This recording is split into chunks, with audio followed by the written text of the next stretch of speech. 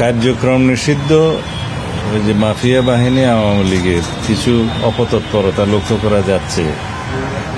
বিভিন্ন ডিস্ট্রিক্টে আমরা দেখেছি তারা মিছিল মিটিং করার মতো কিছু কার্যক্রম হাতে নিয়েছে, দুই একটা দেখা গিয়েছে।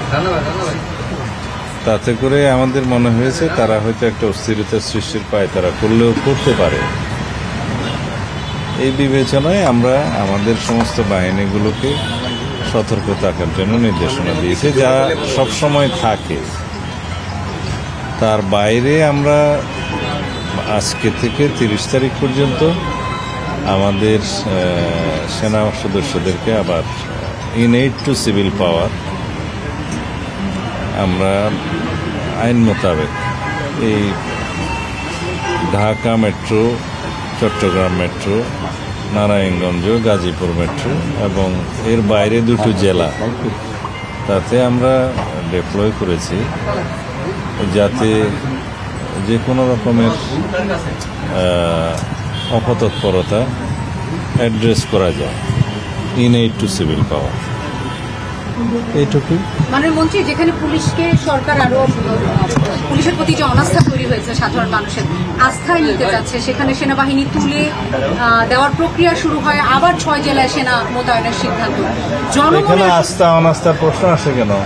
আমাদের পুলিশ বাহিনী যে সমস্ত কৃতিত্বপূর্ণ কার্যকলাপ করেছে, অ্যাচিভমেন্ট আছে, সবগুলোতে আমরা পুরস্কৃত করেছি।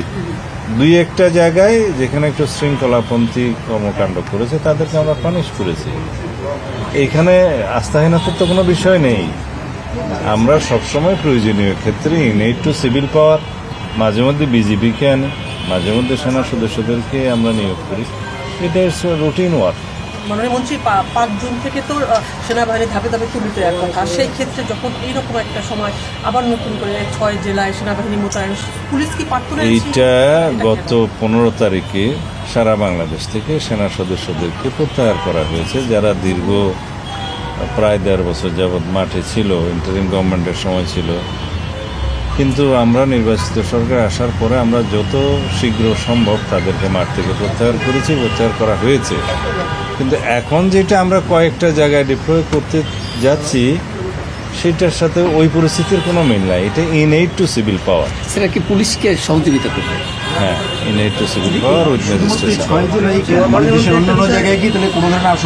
না না, আমরা মনে করেছি কোন কোন জায়গায় তাদের অপতৎপরতা বৃদ্ধি পেয়েছে, আমাদের ইন্টেলিজেন্স রিপোর্টের ভিত্তিতে আমরা সেটা করছি। এটা শুধু নয়, আরও কিছু বিষয় আছে, আমি এখানে এগুলো ফাঁস করতে চাই না। দেশে অস্থিরতা সৃষ্টির জন্য কিছু কিছু মহল, কোনো মহল অপতৎপরতায় লিপ্ত আছে। তো সেই জন্য আমরা অ্যালার্ট থাকার অংশ হিসেবে আমরা নিয়েছি।